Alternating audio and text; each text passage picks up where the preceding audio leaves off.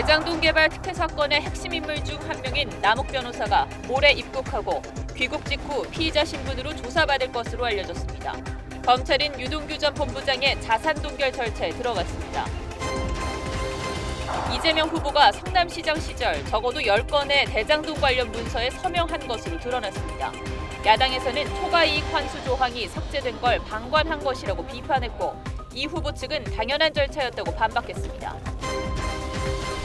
오늘 밤 전국 대부분 지역에 올가을 첫 한파특보가 내려집니다. 내일 서울의 아침 기온은 0도로 64년 만에 가장 추운 10월 중순의 아침을 맞을 전망입니다. 금융당국이 실수요자의 전세 대출은 허용하되 DSR 규제를 적용하는 내용의 가계부채 대책을 다음 주 발표할 예정입니다.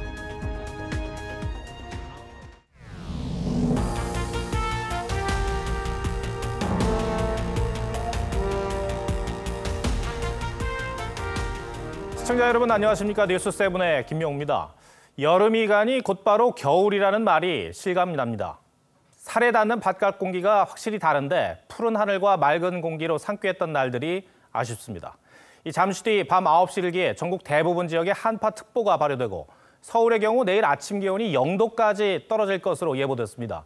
64년 만에 가장 추운 10월이 될 전망입니다. 청계천에 나가 있는 취재기자 연결하겠습니다. 전정원 기자, 지금 바깥 날씨 어떻습니까? 네, 현재 이곳 청계천은 기온이 8도 안팎까지 떨어졌습니다. 하지만 찬 공기와 함께 바람이 강하게 불면서 체감온도는 6도 아래로 뚝 떨어졌습니다.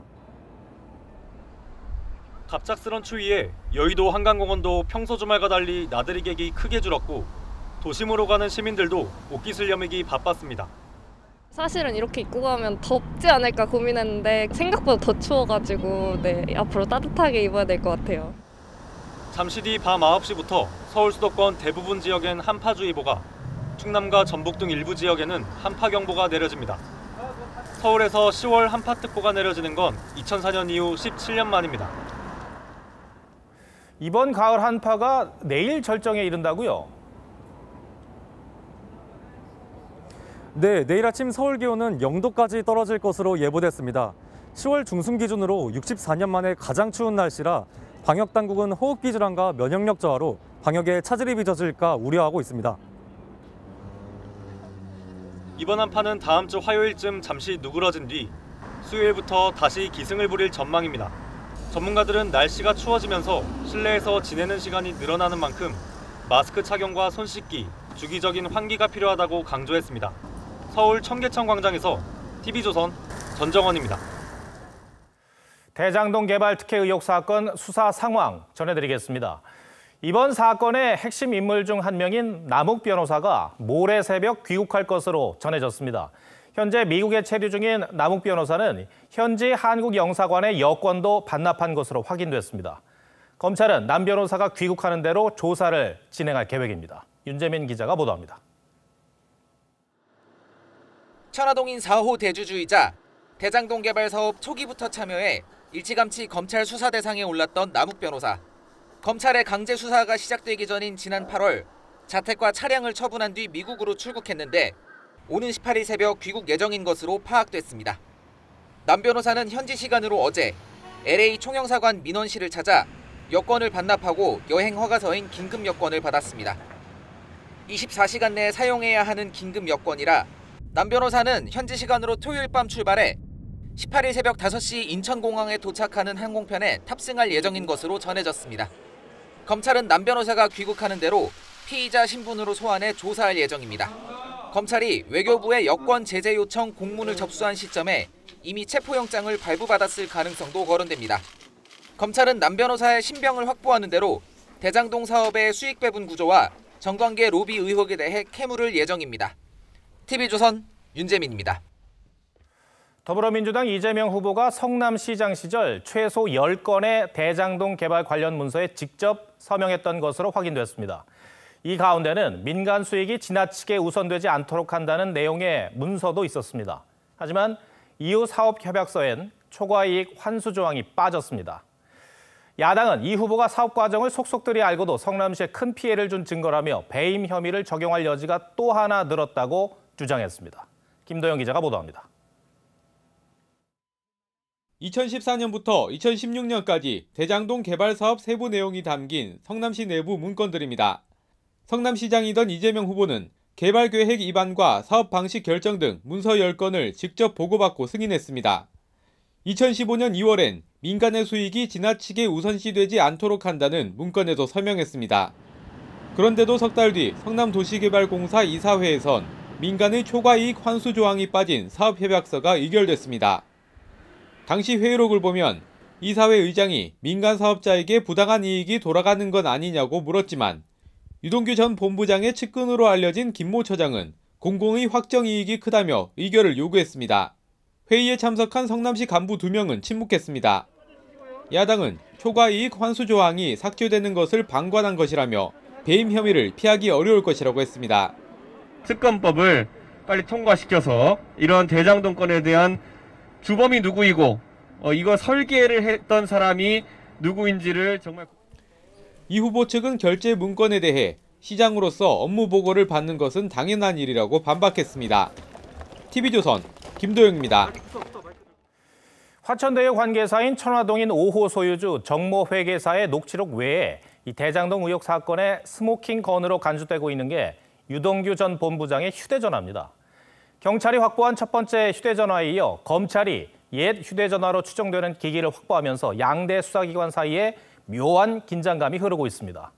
문재인 대통령이 협력을 강조했지만 주도권 다툼의 수사 부실화 우려도 제기됩니다. 김태훈 기자입니다. 검찰은 어제 오전 8시 반쯤 유동규 전 성남도시개발공사 기획본부장 지인 집을 압수수색해 휴대전화 한 대를 확보한 직후 짧은 입장문을 냈습니다. 적법한 영장에 따른 압수수색이었다며 사전에 경기 남부경찰청과 협의를 통해 협력 수사 방안을 조율한 바 있다고도 했습니다. 경기 남부경찰청도 비슷한 단서를 포착해 지난 13일 해당 휴대전화에 대한 압수수색 영장을 신청한 것을 두고 경찰 내부에서 불만 기류가 일자 대응에 나선 겁니다. 경찰 내부선 수원지검이 영장 청구를 미루는 사이 서울중앙지검이 가로챘다는 불만도 나왔습니다. 서울중앙지검 전담수사팀 측은 11일 지인의 주소를 파악했고 다음 날 오전 유 전 본부장 조사 과정서 휴대폰 소재를 파악해 압수한 것이라며 이례적으로 압수물 특정 과정을 공개하기도 했습니다. 수원지검 역시 영장 뭉개기는 있을 수 없는 일이라고 반박했습니다. 하지만 일각에선 검찰총장과 경찰청장까지 나서 수사 중첩과 공백이 없도록 협력을 당부했지만 일선 수사팀 간 불필요한 주도권 경쟁이 벌어지고 있다며 부실 수사 우려도 제기되고 있습니다. TV조선 김태훈입니다. 이런 가운데 검찰이 유동규 전 본부장의 자산 동결 절차에 착수한 것으로 확인됐습니다. 재판에 넘기기 전 뇌물 등 혐의 입증에 대비해 범죄 수익금을 팔거나 넘기지 못하게 묶어두도록 법원에 요구하고 나선 겁니다. 최민식 기자의 단독 보도입니다. 경기도 수원시 광교에 위치한 오피스텔입니다. 지난해 11월 35살 A씨가 84제곱미터짜리 오피스텔 한 채를 7억 5천만 원에 계약했는데 검찰은 이 오피스텔 전세금에 대해 법원에 기소 전 추징보전 명령을 청구했습니다. 유동규 전 성남도시개발공사 기획본부장이 지인으로 추정되는 A씨 명의를 빌려 계약한 것으로 판단했기 때문입니다. 추징보전이란 피의자가 범죄로 얻은 수익을 판결이 확정되기 전에 처분하지 못하도록 하는 절차를 말합니다.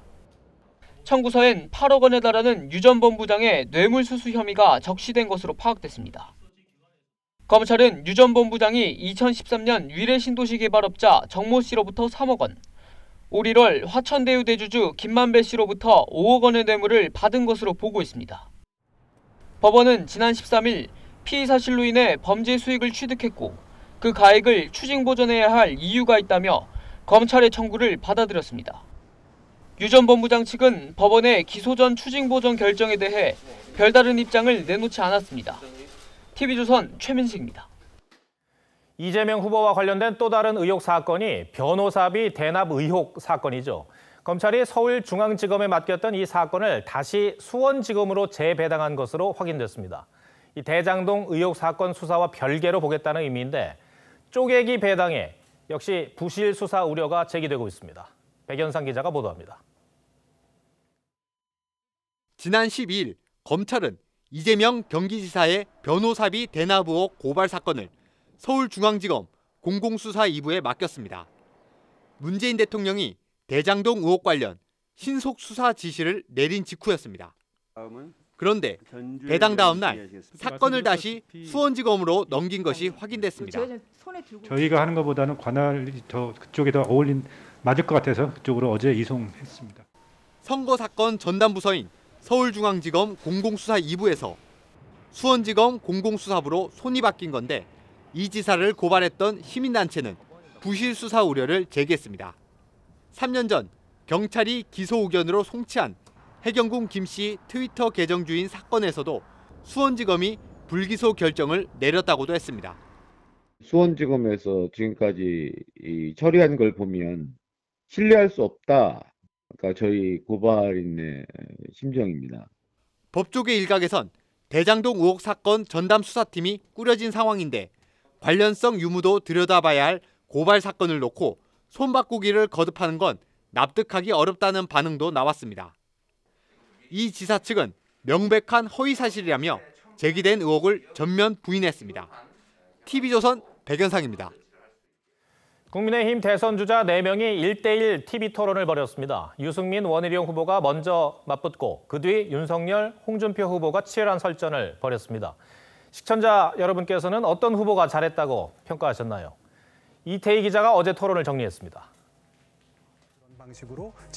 홍준표 후보는 시작부터 윤석열 후보의 당 해체 발언을 꺼내며 공세를 펼쳤습니다. 당 해체 발언을 한 거는 그 홧김에 한 거죠.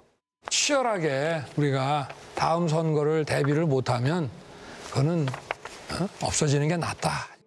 홍 후보는 시종일관 도덕성 문제를 집중 거론했는데 도덕성 문제에서는 피장파장이다. 윤 후보도 성완종 리스트 사건과 국회 특활비 횡령 혐의 등을 거론하며 맞받았습니다.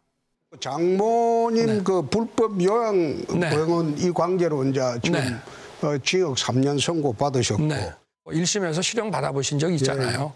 도둑들끼리 모여서 책임 면제각서를 만들었어요. 처남이 어디 무슨 교도소 공사 준다고 그래서 실형 선고받고 이런 거는 본인 도덕성하고 관계가 없는 거죠. 아니, 나하고는 없죠. 민망한 말씀이지만은 저는 특활비 이런 거 이론도 손댄 적 없습니다.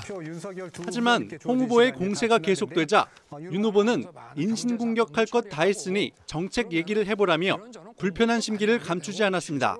꾸준하게 검찰총장까지 하셨습니다. 그런 식으로 억지 부리면 정치 26년 하시고 왜 그렇게 하십니까? 좀 격을 갖추십시오. 이어진 1대1 토론에서 유승민 후보도 윤 후보에 대한 우회 비판을 시도했지만 원희룡 후보는 딱 잘라 거절했습니다. 우리 윤석열 후보의 이 후보 자격에 대해서 어떻게 생각하십니까? 경제 전문가는 경제에 관심이 없고 법률 전문가는 법률에 관심이 없네요. 네. 의견을 특별히 언급하고 싶지 않습니다. 홍 후보는 토론 직후 네거티브가 아닌 검증이라고 했지만 진중권 전 교수는 술 먹고 행인에게 시비 거는 할아버지 같았다고 평가했습니다. TV조선 이태희입니다. 네, 어느새 공기가 차가워지니 나뭇잎도 옷을 갈아입기 시작했습니다. 절정을 향해 가고 있는 설악산의 단풍을 보러 오늘 하루만 2만여 명이 설악산으로 몰렸습니다. 주변 숙박업소는 대부분 만실인데 위드 코로나까지 맞물리면서 이번 단풍철이 방역에 고비가 될 것 같습니다. 이승훈 기자입니다. 설악산 백담지구입니다. 산자락이 알록달록한 단풍으로 물들었습니다. 계곡을 따라가면 붉고 노란 단풍이 더 선명해집니다. 느낌이 확실히 다르더라고요. 일단 그 바위에랑 너무 잘 어울려서 단풍이 더 어우러져서 보기 좋았습니다. 단풍이 절정을 향하면서 설악산에는 오늘 2만 명 넘게 몰렸습니다. 비좁은 등산로에는 단풍객이 다닥다닥 붙어다니고 마스크를 제대로 쓰지 않은 등산객도 여전히 눈에 띕니다. 보면 이렇게 마스크 벗은 분들도 많이 눈에 띄거든요. 사실 눈살이 많이 찌푸려지죠. 지난달 28일 첫 단풍 이후 설악산 탐방객은 20만 명이 넘었습니다. 지난달 28일 첫 단풍이 든 뒤 설악산 일대 숙박업소는 주말마다 예약 만실 행진이 이어지고 있습니다. 다음 주말부터는 설악산 단풍이 절정을 이루고 다음 달 초까지는 전국의 유명산으로도 단풍이 빠르게 남아할 전망입니다. 정부의 거리두기 완화 조치가 단풍 확산 시기와 겹치면서 이번 단풍철이 위드 코로나를 향한 최대 고비가 될 전망입니다. TV조선 이승훈입니다.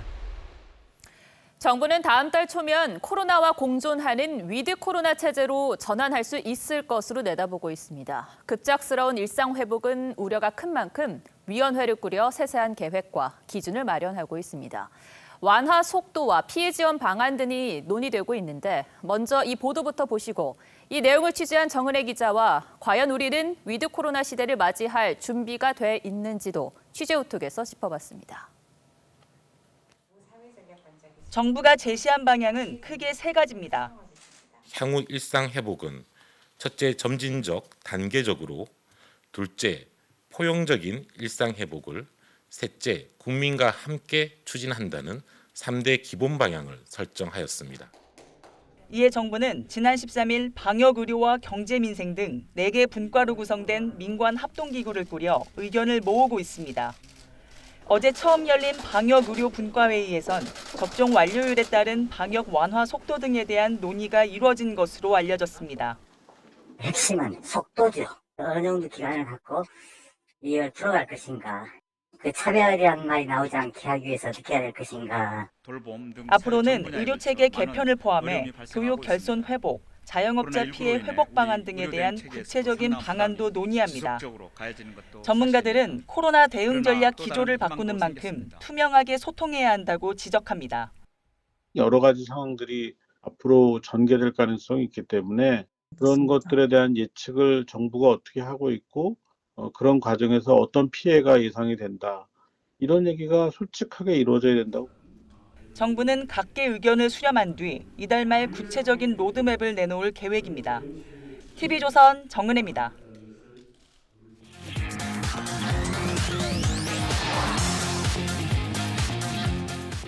국내에서 코로나 첫 환자가 발생한 지 21개월째입니다.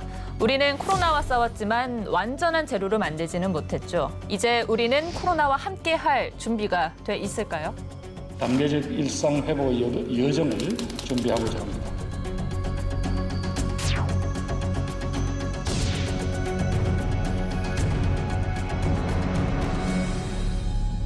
자, 정은혜 기자, 이미 위드 코로나를 시작한 나라들도 있죠. 네, 영국이 지난 7월에 가장 먼저 위드 코로나를 선언을 했고요. 그다음에 싱가포르, 덴마크, 스웨덴, 그리고 핀란드 등이 지금 공식적으로 위드 코로나를 선언을 했습니다. 싱가포르 같은 경우에는 위드 코로나 후에 확진자가 3,000명까지 급증을 했어요, 하루에. 그리고 또 인명 피해도 지금 역대 최고 수준입니다.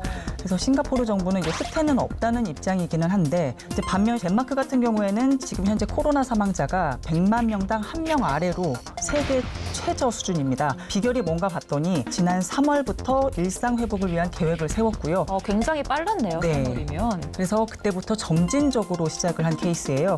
백신 부작용에 대해서 처음부터 투명하게 되게 공개를 했더라고요. 그걸로 인해서 백신 접종률도 굉장히 지금 높아졌고요. 근데 지금 싱가포르 사례만 봐도 위드 코로나로 가면 확진자가 폭증하는 건 피할 수 없는 그런 상황인가요? 그래서 사실 전문가들은 하루 확진자가 5,000명에서 10,000명까지 이제 늘어날 걸로 사실 내다보고 있기는 해요. 그래서 정부는 확진자가 급증해도 위드 코로나는 그대로 갈 거고 대신 치명률이나 위중증 환자에 집중을 하자 이런 기조고요. 결국에는 지금의 의료 시스템이 위드 코로나 여파를 견딜 수 있느냐가 핵심이 될 수밖에 없을 것 같아요. 그래서 지금 정부도 재택 치료를 확대하고 있어요. 그래서 70세 미만, 무증상 그리고 경증 환자를 대상으로 했는데 확진자가 격리에 들어가면 하루에 2번 이제 전화로 문진을 하게 되고 증상이 있으면 약을 처방을 하고 완전한 스스로의 치료는 아닌 거네요. 그렇죠. 일단은 케어해야 되는 인력이 확보가 되어야 하는 상황이기 때문에요. 그리고 일단 전문가들은 알약 형태의 먹는 치료제 개발이 좀 전제가 돼야 한다고 얘기를 해요. 근데 아직 좀 상용화가 되어 있지는 않은 상태입니다. 미국 제약사 머크가 현재 긴급 사용 신청을 해서 가장 수순이 빠르고요. 그리고 뭐 화이자와 스위스 로슈도 먹는 치료제 지금 상상 진행 중입니다. 자, 그럼 지금 우리가 위드 코로나 준비가 되어 있는가 이 부분을 살펴봐야 할 텐데 현재 우리는 접종률이 70% 이상이 되어야 이제 위드 코로나로 간다라고 하잖아요. 근데 아직 치명률이 높아요. 독감처럼 이런 풍토병처럼 이렇게 자리를 잡으려면 0.1 정도의 독감 수준으로 내려와야 된다고 얘기를 합니다. 백신 자체를 좀 거부하는 분들도 있거든요. 이 부분을 좀 어떻게 해결을 해야 할까요? 전적으로 부작용에 대해서 책임을 지게 됩니다. 책임진다는 정부는 나 물러나고 이상 반응에 대한 정부의 지원이 사실은 아직 좀 부족하기는 합니다. 백신 접종 후 부작용에 대해서 어떤 인과성을 잘 인정해주지 않다 보니 정부가 하라는 대로 했다가 잘못되면 나만 손해 아니냐. 무엇보다 이상 반응에 대한 좀 투명한 공개를 통해서 신뢰를 쌓는 게 중요한 것으로 보입니다. 위드 코로나를 앞둔 지금의 상황을 한 줄톡으로 정리해보겠습니다. 불편한 동거로 하겠습니다.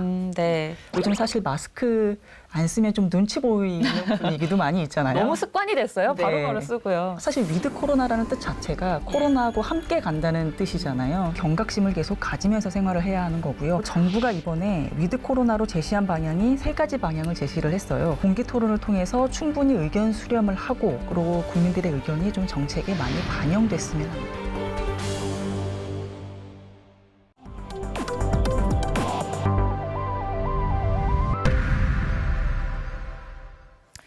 금요일이나 주말 밤이면 번화가에서 택시 잡기가 여간 힘든 게 아닙니다. 특히 앱을 통해 호출하면 목적지가 표시되니 가까운 거리는 무시하고 먼 거리를 가는 승객만 골라 태우는 일이 다반사죠.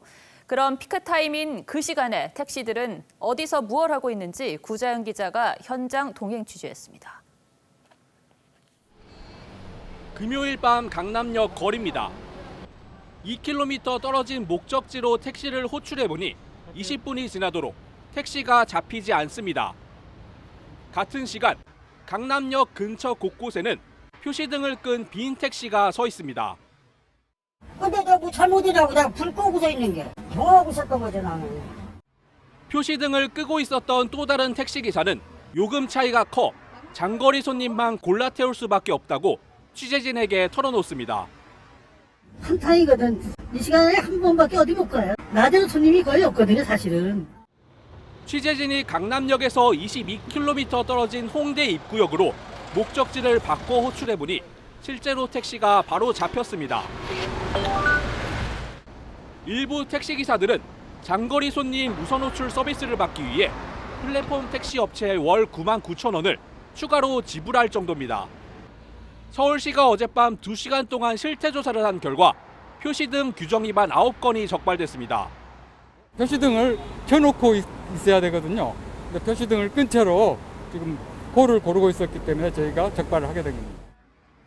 하지만 현행법에서는 표시등을 끄고 호출앱을 이용해 장거리 손님만 골라 태우면 승차 거부에는 해당하지 않습니다. 표시등 미표시로 최대 20만 원 과태료 처분에 그칩니다.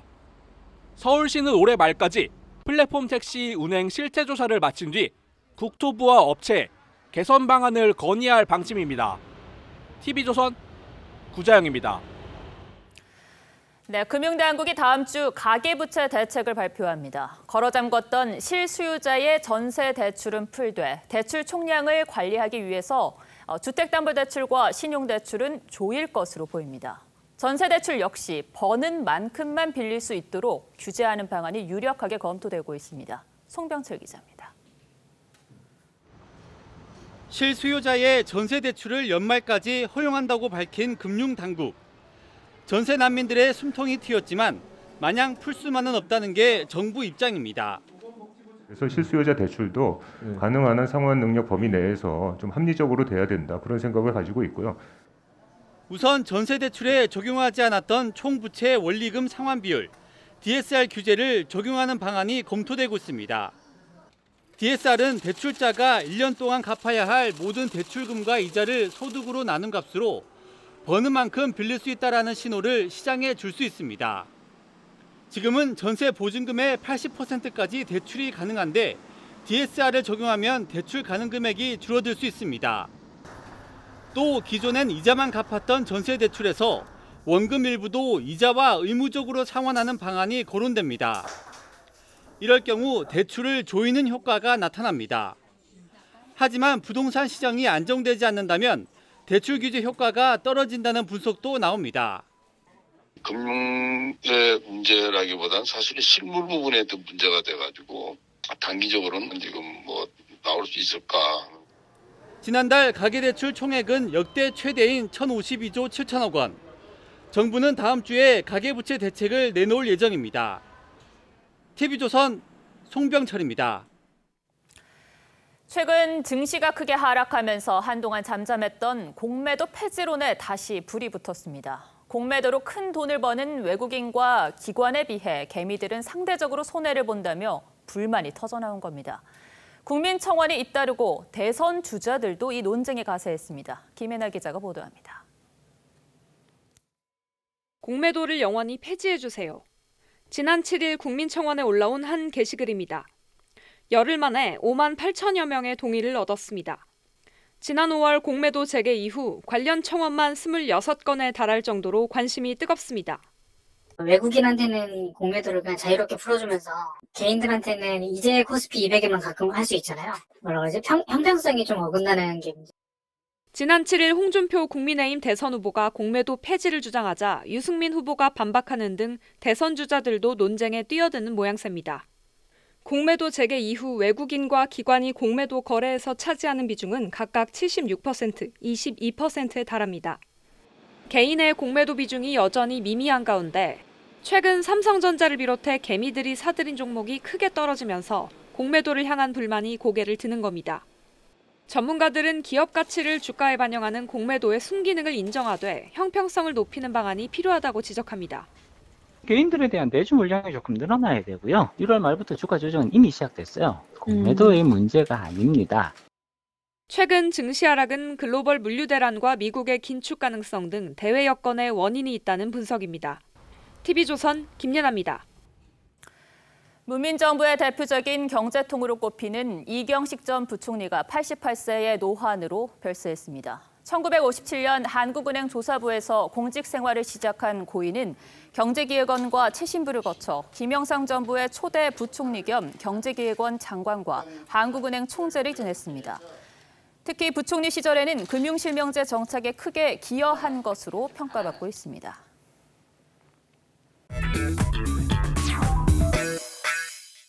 뉴스야 시작합니다. 정치부 최지원 기자 나와 있습니다. 첫 번째 물음표 볼까요?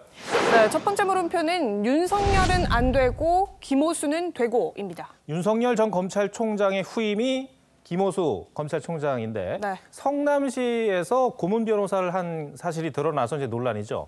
물론 해명을 했습니다만 야당에서는 지휘권을 박탈해야 된다 이런 주장을 하고 있죠. 네, 맞습니다. 이 김호수 총장이 성남시 변호를 맡았던 게 이재명 후보 재직 시절은 아닙니다만 이 야당은 당시의 시정에 대한 수사가 이번 대장동 의혹의 핵심이기 때문에 이해 충돌의 소지가 있다는 거죠. 네. 그래서 이번 수사를 공정하게 지휘할 수 없다 이렇게 주장을 하고 있는 겁니다. 네. 아니 근데 실제로 이번 검찰의 수사를 보면 수사에 ABC가 안 돼 있다 이런 지적들이 실제로 많이 나와요. 근데 이런 책임은 지휘권을 가진 김호수 총장에게 돌아가는 건 아닙니까? 네, 맞습니다. 이 김 총장이 성남시 고문 변호사였다는 사실이 언론 보도로 알려진 어제에서야 검찰이 성남시청을 부랴부랴 압수수색했죠. 네. 특히 시장실과 비서실은 제외해서 더 큰 논란을 낳기도 했습니다. 김만배 씨의 구속영장은 자금 추적도 제대로 이루어지지 않은 상태에서 녹취록을 핵심 증거로 내세워서 수사의 기본도 안 됐다 이런 비판을 받기도 했습니다. 그런데 과거에도 윤석열 전 총장 재직 시절에 지휘권을 박탈당한 경우가 꽤 있지 않았습니까?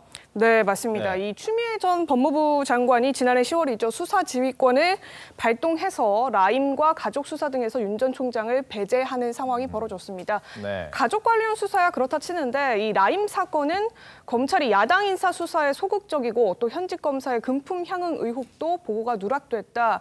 이게 이유였는데 아직까지는 야권 연루 정황이 드러난 바가 없는 상황이죠.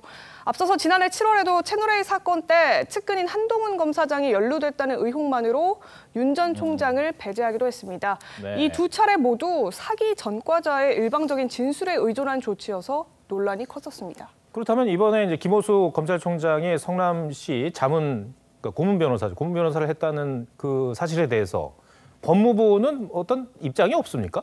예, 현재까지는 박범계 법무장관이 이 문제와 관련해서 아무 입장도 내놓지 않고 있는 상황입니다. 부실 논란을 낳고 있는 검찰 수사에 대해서도 문제가 없다 이런 입장을 보이기도 했습니다. 매우 빠른 수사고요. 현재 당장 어찌됐든 서울중앙지검이 수사 안 할 도리가 없고요.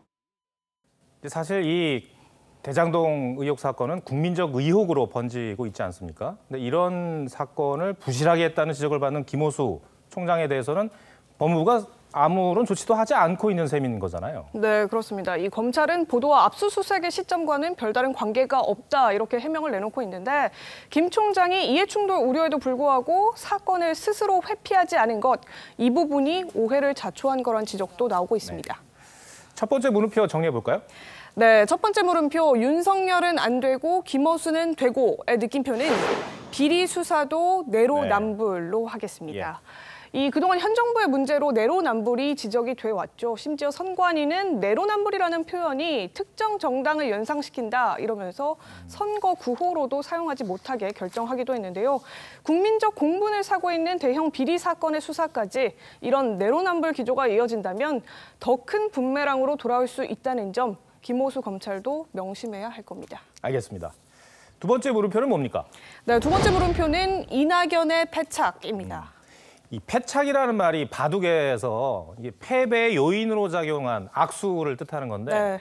사실 이번 경선에서 이낙연 전 대표의 어떤 패배의 결정적인 장면들이 꽤 있었잖아요. 네, 변곡점이 될 수도 있었겠지만 이를 살리지 못한 장면들을 키워드로 정리해 봤는데요. 먼저 첫 번째는 어설픈 네거티브입니다. 이 경선 초반에 명락대전의 발단이 된 게 바로 이재명 후보의 백제 발언이었잖아요. 이 문제가 지역감정 논란으로 번졌지만 이낙연 전 대표는 명분이 있는 상황에서도 강하게 밀어붙이지 못했고요. 결과적으로 이재명 후보가 주장한 네거티브 프레임에 빠져서 반전을 거두지도 못했습니다. 저를 지역주의로 공격하기 위해서 있는 사실을 왜곡해서 공격하는 것은 이걸 흑색선전이라고 합니다. 그 후보님은 민주당 소속 아닙니까? 이 사건은 국민의힘이 부당하게 이걸 취한 게 핵심인데 그 얘기는 안 하시고 자꾸 이 내부에다가 자꾸 문제를 제기하시니까. 이 황교익 씨를 경기관광공사 사장에 내정했을 때도 이재명 후보에 대한 비난 여론이 참 많았었는데 이 기회도 사실 못 살렸어요. 네, 이 이재명 후보가 2000 쿠팡 화재 때 황교익 씨와 먹방을 찍고 있었던 사실이 드러나면서 이 후보가 박근혜 7시간을 비판했던 게 부메랑으로 되돌아오는 상황까지 벌어졌었죠. 그런데 이낙연 캠프의 신경민 전 의원이 대뜸 친일 프레임을 들고 나왔습니다. 이분이 지금까지 해온 여러 가지 것을 보면은 일본 도쿄나 오사카 관광공사에 맞을 뿐이 아닌가라고. 네, 결국 이게 역공의 빌미가 됐고 이 전 대표는 지나쳤다고 생각한다면서 유감을 표하고 이슈의 주도권도 잃었습니다. 네. 최 기자, 그럼 두 번째 키워드는 뭡니까? 네, 두 번째 키워드는 허술한 방어입니다. 네. 이 노무현 전 대통령 탄핵 논란 때, 탄핵 찬성했다는 논란 때였죠. 가결 당시 야당의 항의를 관망하는 듯 지켜만 보고 있는 모습까지 공개가 돼서 속 시원한 본인 스스로의 해명이 필요했지만 이 전 대표는 말을 아끼는 모습을 보였습니다. 이 전 대표는 문재인 정부의 적통성을 갖고 있었는데 당시 이 논란으로 절반 이상의 상징성을 잃었다, 이런 평가가 나오기도 했습니다. 네. 경선 막바지에는 이제 대장동 의혹이 이재명 후보와 이제 연결되는 그런 상황이었는데 여기에서도 반전의 기회를 살리지 못했어요. 네, 이 전 대표는 결국 야당과 한패냐 이런 비판을 의식해서 대장동 국면에서 다소 두루뭉술한 발언들만 이어갔습니다. 서른 의원이 라디오 등에서 구속, 후보 교체 이런 내용들을 언급하긴 했지만 역시 후보 본인이 직접 외치는 것과는 무게감이 달랐습니다. 캠프 내에서는 경선 중단을 선언해야 한다거나 더 강하게 대응해야 한다 이런 목소리도 있었지만 이 어정쩡한 스탠스로는 결국 국면을 바꾸지는 못했습니다. 네. 두 번째 물음표도 정리해 주시죠. 네, 두 번째 물음표 이낙연의 패착의 느낌표는 노무현이었다면으로 하겠습니다. 이 노무현 전 대통령이었다면 대장동 국면에서 과연 어떻게 대응을 했을까요? 이 엄청난 비리 의혹에 휩싸인 사람을 집권 여당의 대선 후보로 만들 수는 없다. 그런 경선에 나는 참여할 수 없다. 한 이낙연계 의원이 노무현 전 대통령이었다면 이런 식으로 치고 나갔을 것이다면서 반전의 기회를 만들었을 것이다. 이렇게 내다봤습니다. 그만큼 이낙연을 지지했던 분들에게는 아쉬움이 컸던 경선이었을 겁니다. 네, 최재현 기자 오늘 설명 잘 들었습니다.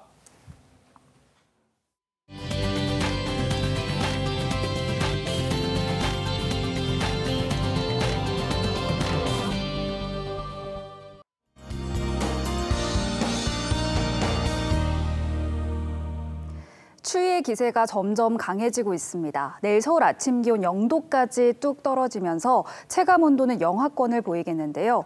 10월 중순 기준으로 64년 만에 가장 추운 아침을 맞이하겠습니다. 두꺼운 겉옷 준비하시고 감기 걸리지 않도록 건강 잘 챙기시기 바랍니다.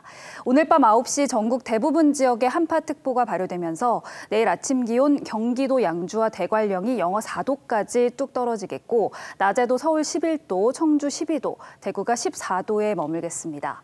기온도 낮지만 바람까지 강하게 불면서 체감 온도는 이보다 더 낮을 것으로 보입니다.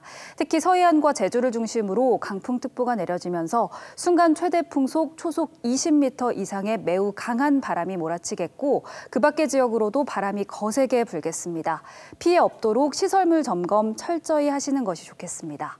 다음 주 후반까지 때이른 10월 추위가 오락가락 이어지겠고요. 월요일에는 수도권에, 화요일에는 전국 대부분 지역에 비 소식 들어 있습니다.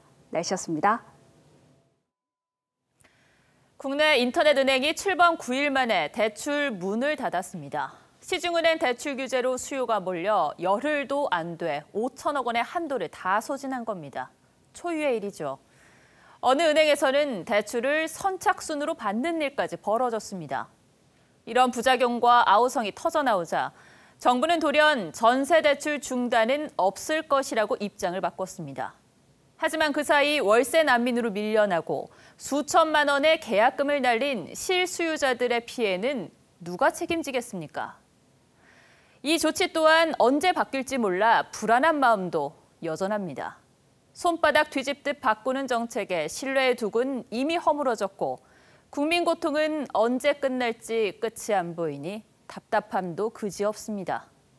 시청해 주셔서 고맙습니다.